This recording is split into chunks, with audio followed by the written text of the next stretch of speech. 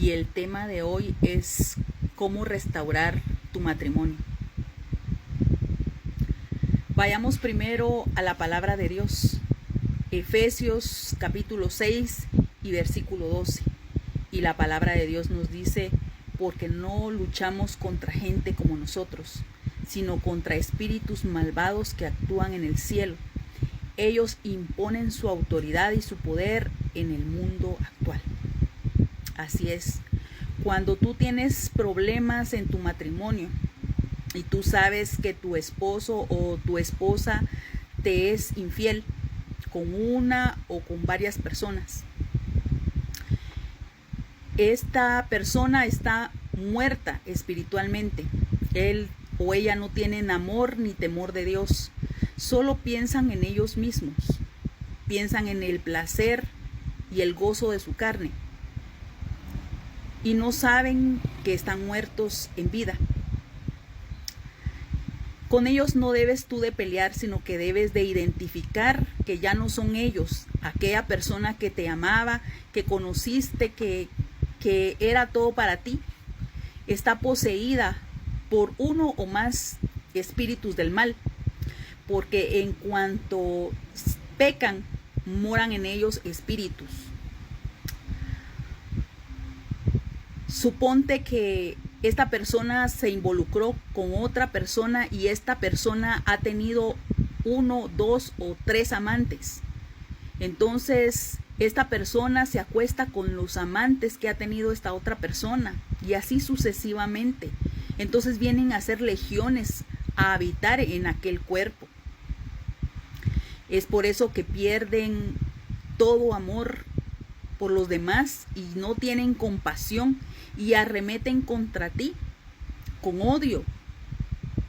Cuando tú ves que tu esposa o que tu esposo te agreden verbalmente, ya no son ellos, son los espíritus del mal. Y entonces te digo que en este momento que te sometas a Dios, que resistas al diablo y éste huirá de ti. ¿Qué pasa cuando una persona discute contigo? El diablo espera también que tengas esa discusión con él para hacerte caer, para hacerte decir lo que no conviene. Así es que es mejor que lo evites, que te quedes callada o callado y que te vayas a otra parte y lo ignores. Porque no es él, créeme, no es él, sino que es el espíritu o los espíritus que moran en esta persona. Mateo capítulo 10 versículos del 36 al 38. Y la palabra de Dios nos dice, el peor enemigo de ustedes lo tendrán en su propia familia. Si ustedes prefieren a su padre o a su madre más que a mí, o si prefieren a sus hijos o a sus hijas más que a mí, no merecen ser míos. Y si no cargan su cruz y me siguen, no merecen ser míos. ¿Y qué es cuando dice cargar tu cruz? Es dejar tu antigua manera de vivir y renovar tu entendimiento por medio de la palabra de Dios. Así es que no te sientas mal, ni te sientas desvalorado. El enemigo te va a atacar de todas maneras, de todas formas habidas y por haber. Te va a insultar, te va a menospreciar para que pierdas tu autoestima. El enemigo es chantajista, él es calculador, él es opresor. Él va a insultarte, va a decirte todo tipo de oprobios, pero como te digo, ya no es tu esposo o tu esposa, es la legión que mora en ellos. Debes de llenarte con tanta seguridad. Lee Josué 1:9. Mira que te mando que te esfuerces y que seas muy valiente, que no tengas miedo ni te desanimes, porque yo, el Señor, estaré contigo a donde quiera que vayas. Si tú estás cansado y cargado por tanta dificultad, es hora de que te confieses ante Dios y que le des a Él tus cargas y que no luches con tus propias fuerzas. Muchas mujeres o muchos hombres lo que hacen es someterse a sus parejas, dejar que la humillación llegue a límites incalculables. Hay mujeres que con tal de retener a su matrimonio, a su esposo, ceden, íntimamente se involucran con sus esposos y estos ya están contaminados con legiones. Es el momento en que debes de decir no. Hasta que haya un cambio genuino, un cambio verdadero. Y tú vas a seguir orando, pidiéndole a Dios, ayunando, sin descansar, sin cesar. Debes de llevar hasta el final ese sufrimiento. Porque así también fueron los sufrimientos de nuestro Señor Yahshua. Y también nosotros vamos a pasar de diferentes maneras el sufrimiento. Así es que debes de reconocer los ataques de nuestro enemigo, el diablo, y no desmayar y no ceder ni un milímetro. No cedas a las peticiones de tu esposo o de tu esposa, porque al final si cedes sabiendo que tiene un amante o un amante, entonces le estarás permitiendo que siga pecando. Y es más, va a vivir una temporada contigo y otra temporada con su amante. No debes de permitir que tal cosa ocurra. Debes de resistir, de tener fuerzas, de confiar en Dios Todopoderoso, porque Él ha prometido estar con nosotros. Él es el gran restaurador.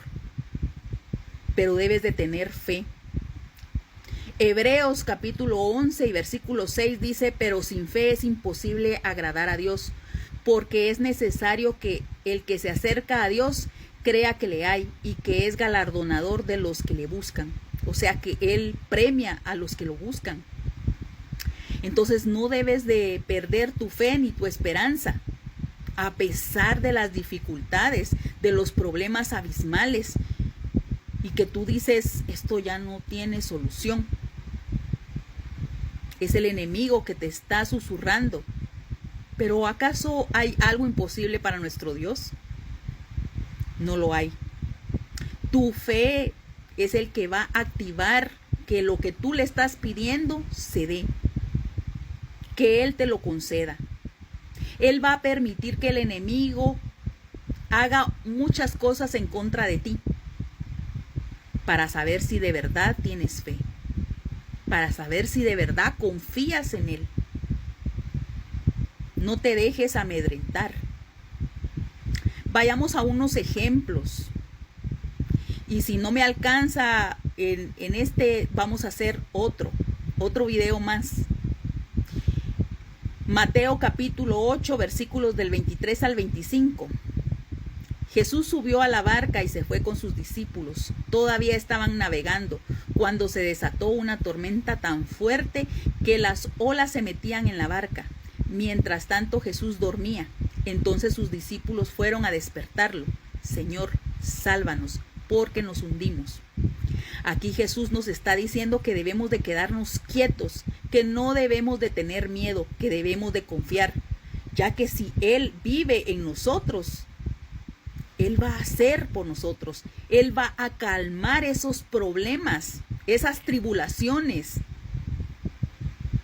Solo debes de creer y de esperar, de confiar. Los tiempos de Él son perfectos.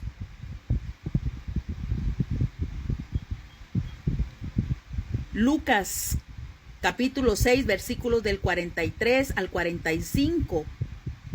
Dice la palabra de Dios, el árbol se conoce por su fruto. No hay árbol bueno que pueda dar fruto malo, ni árbol malo que pueda dar fruto bueno. Cada árbol se conoce por su fruto. No se cosechan higos de los espinos, ni se recogen uvas de las zarzas. El hombre bueno dice cosas buenas, porque el bien está en su corazón. Y el hombre malo dice cosas malas, porque el mal está en su corazón.